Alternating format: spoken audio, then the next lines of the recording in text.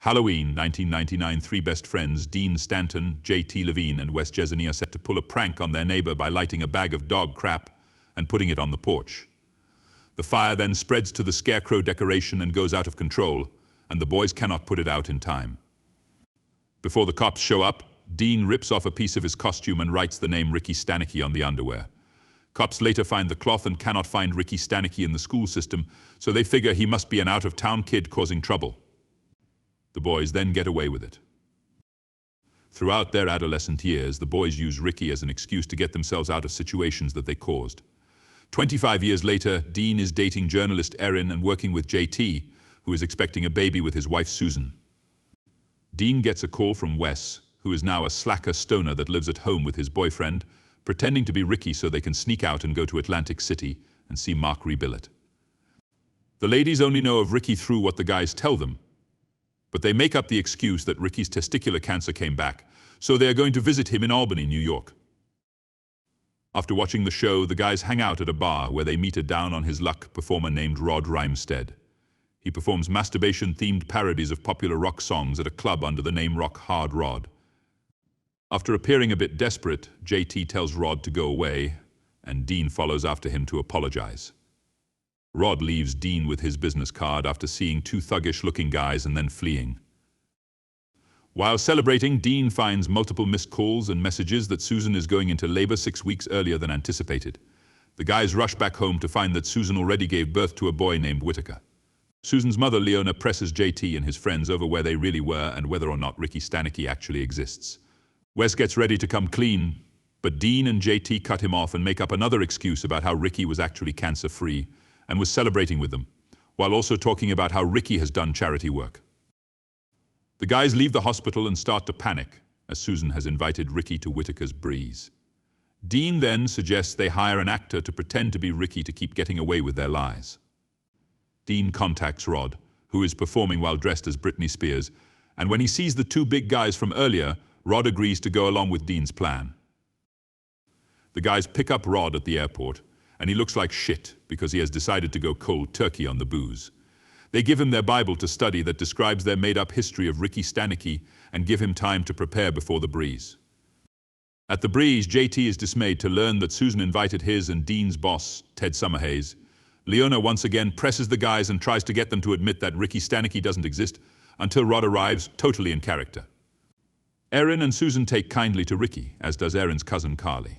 Dean and JT introduce Rod to Summerhays, where Rod mentions a merger that Summerhays is trying to acquire with another company, World River, and although Rod appears to insult Summerhays at first by insinuating he's a flashy rich guy, but he is taken by Rod's insight and advice on what would make the merger successful.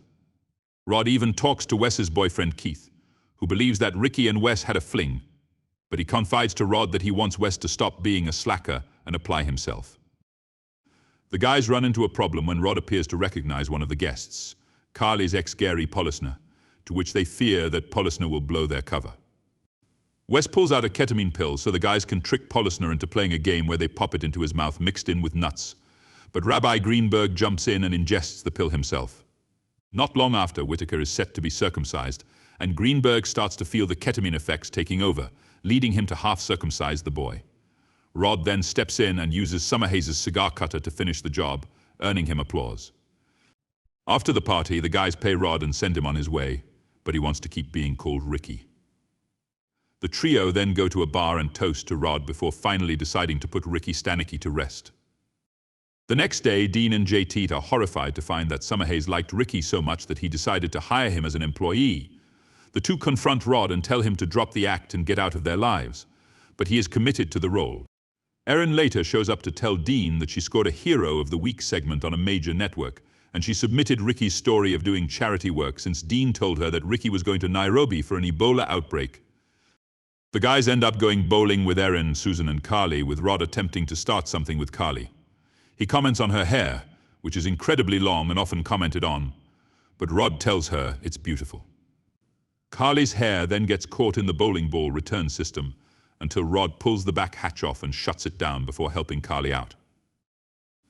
Dean and JT resolve to get Rod fired by making him look bad in front of Summerhays before they set a big presentation with the company's board of directors.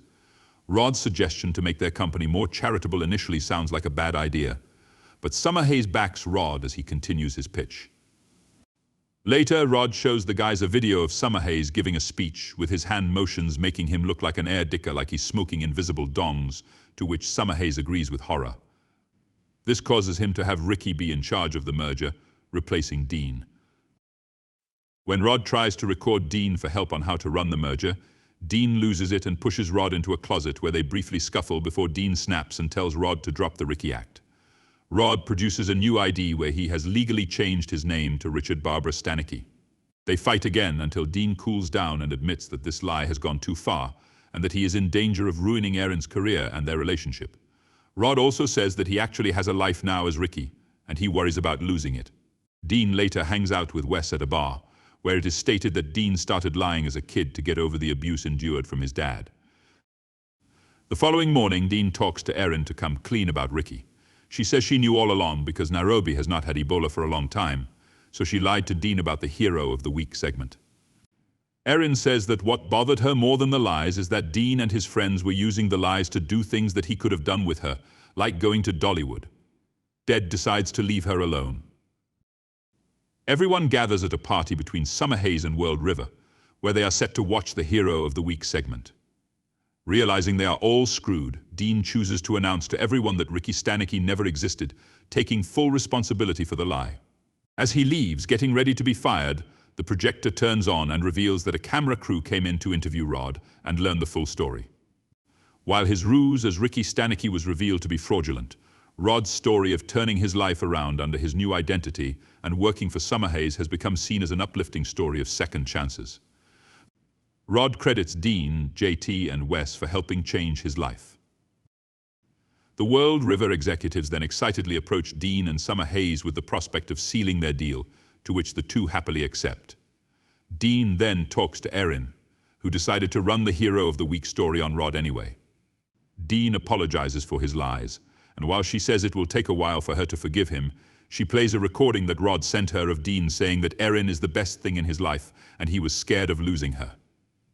Moments later, the thugs show up to confront Rod, but they turn out to be process servers who issue Rod a cease and desist from Billy Idol for using his songs with jerk-off lyrics. Rod is just excited to know that Billy Idol has seen his act. An after-party is held, where Rod tells the guys he is now dating Carly and might get engaged to her. The guys then give one final toast to Ricky Stanicki, declaring him to be the best friend they ever had.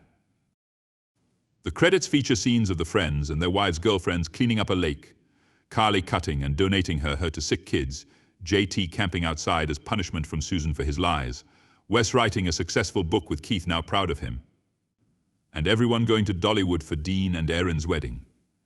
The credits end with a TikTok remix of Summerhays air dicking.